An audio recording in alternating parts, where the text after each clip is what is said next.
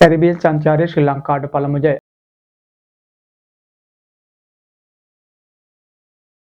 අයිබෝවන් මිඩිකට් YouTube නාලිකාවට ඔබ සාදරයෙන් පිළිගන්නවා.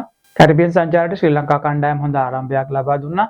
කිංස්ටන්ලි සබීනා පාක් පිටියේ පැවති පළමු එක්දින තරඟයේ ශ්‍රී ලංකා කණ්ඩායම ලකුණු 41ක ජයක් හිමි කරගත්තා. ඒ අනුව 1-0ක් ලෙස තරඟාවලියේ පෙරමුණ ගන්නත් ශ්‍රී ලංකා කණ්ඩායමට හැකියාව ලැබුණා.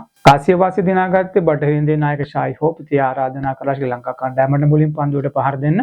ඒ අනුව ශ්‍රී ලංකා කණ්ඩායම මුලින් පන්දුවට පහර දෙලා හොඳ ආරම්භයක් ලබා ගත්තා. විශේෂයෙන් පන්දුවාර 50 අවසානයේ කඩලු 7කට ශ්‍රී ලංකා කණ්ඩායම ලකුණු 303ක් රැස් කළා.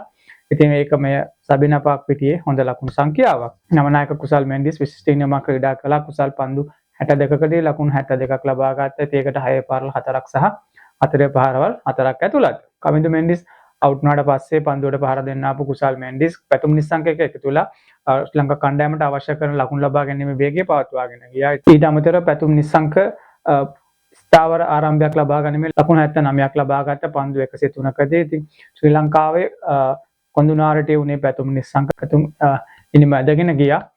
පැතුම් සහ කුසල් මෙන්ඩිස් එක්ව දෙවැනි කඩුල්ලට ලකුණු 136ක සමතතාවක් ගොඩ නැගුවා. ලකුණු 304ක් තමයි බටහිර කොදේව් කණ්ඩායමට ලැබුණු ඉලක්කය. ඉතින් ඔවුන් හොඳ ආරම්භයක් ලබා ගත්තා. නමුත් ශ්‍රී ලංකා පන්දු යවන්නන් ඒ ලබාගත් ආරම්භය දිගටම තියාගෙන යන්න දුන්නේ නැහැ. ඔවුන් බටහිර කොදේව් පිටිකරුවන් හොඳින් පාලනය කරගත්තා. ඉතින් ශ්‍රී ලංකාවෙන් මේ හොඳ පන්දු යෑමක් ඉදිරිපත් කරා. වේග පන්දු යවන ක්‍රීඩක දුෂ්මන් චමීර ඔහු තීරණාත්මක කඩලු 4ක් දවා ගත්තා. ඉතින් ශ්‍රී ලංකා කණ්ඩායමට අවශ්‍ය කරන වෙලාවෙත් තමයි දුෂ්මන් චමීර කඩලු 4ක් දවා ගත්තේ. ඉතින් දුෂ්මන්තට අමතරව මහේෂ් තීක්ෂණ තා විශිෂ්ට පන්දු යෑමක නිරත වුණා. පන්දු වාර 10කදී ලකුණු 26කට කඩලු 2ක් දවා ගත්තා. ඉතින් කොදේව් කණ්ඩායම වෙනුවෙන් නායක ෂායි හෝප්ස් ලකුණු 56යි, ජස්ටින් ග්‍රීව්ස් ලකුණු 45යි සටන්කාමී ඉනිම් දෙකක් ක්‍රීඩා කරත් ඔවුන් දෙන්නට බැරුණා බටහිර කොදේව් කණ්ඩායම ජයග්‍රහණයක් දක්වා අරගෙන යන්න. ඉතින් ශ්‍රී ලංකා පන්දු යැවීම හොඳට තිබ්බා. පන්දු රැකීම හොඳට තිබ්බා. ඒ වගේ තමයි ශ්‍රී ලංකා කණ්ඩායමේ නායක කුසල් මෙන්ඩිස් කණ්ඩායම හොඳින් මෙව්වා. ඉතින් එහි ප්‍රතිඵලයක් හැටියට ශ්‍රී ලංකා කණ්ඩායමේ තුන්වෙනි දක්ෂතාවල ප්‍රතිඵලයක් හැටියට ශ්‍රී ලංකා කණ්ඩායම අවසානයේ පන්දු වල 49 පන්දු දෙකකදී බටහිර කොදේව් කණ්ඩායම 262කට දවා ගත්තා. ඒ අනුව ශ්‍රී ලංකා කණ්ඩායමට ලකුණු 41ක ජයක් හිමි වුණා. තමයි මුලින් පන්දුවට පහර දුන්නේ ලකුණු 303යි කඩලු 7කට පන්දු වල 50 අවසානයේ. ඉතින් බටහිර කොදේව් කණ්ඩායම සියලු දෙනාම දැවි ලකුණු 262යි පන්දු වල 49 පන්දු දෙකකදී ඒ නිසා ශ්‍රී ලංකා කණ්ඩායමට ලකුණු 41ක ජයක් හිමි වුණා. ඒ ලකුණු 41ක ජයත් එක්ක පළමු තරඟයේ ජයත් එක්ක ශ්‍රී ලංකා කණ්ඩායම දැන් 1-0ක් හැටියට තරඟාවලියේ ඉදිරියෙන් ඉන්නවා. ඉතින් ශ්‍රී ලංකා කණ්ඩායම අලුත් ගමනක් යන්න හදන්නේ අලුත් නායකයෙක් අලුත් ප්‍රධාන පුහුණුකරුවෙක් ඉන්නේ. ඉතින් ඒකත් එක්ක ශ්‍රී ලංකා කණ්ඩායම හොඳ ආරම්භයක් ලබා ගත්තා.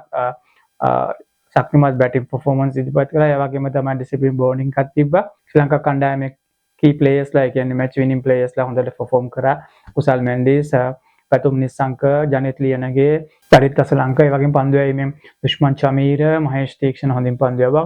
වනිදු හසරංග එක කඩුලක් දවා ගත්තා. ශ්‍රී ලංකා කණ්ඩායම දෙයකට 0ක් හේට තරඟාවලියේ පෙරමුණේ ඉන්නවා. ඉදිරි තරඟවලදීත් මේ මොමන්ටම් එක තියාගත්තු ශ්‍රී ලංකා කණ්ඩායමට දෙවෙනි තරඟයත් ඉතා පහසුවෙන් ජයග්‍රහණය කරන්න පුළුවන්. ඒ අනුව 2-0ක් හැටියට අවසන් තරඟයට පෙර තරඟාවලියේ ජය ශ්‍රී ලංකා කණ්ඩායමට හිමි කරගන්න පුළුවන්. ඉතින් තරඟාවලියේ දෙවෙනි තරඟයේ තියෙනවා සෙන්සුරාදා. ශ්‍රී ලංකා කණ්ඩායම ඒ තරඟයත් ජයග්‍රහණය කරලා මේ තරඟාවලියේ අවසන් තරඟයට පෙර ජයග්‍රහණය කරාවිද ඔබේ අදහස මොකද්ද? කමෙන්ට් එකක් දාන්න. ඒ වගේම ලයික් කරන්න, ෂෙයා කරන්නත් YouTube නාලිකාව subscribe කරන්නත් අමතක කරන්න එපා. ඉතින් දෙවෙනි තරඟයට කලින් මේ වගේ වීඩියෝකින් අපි ආයේ තරඟය ගැන කතා කරමු. ගිහින් එන්න.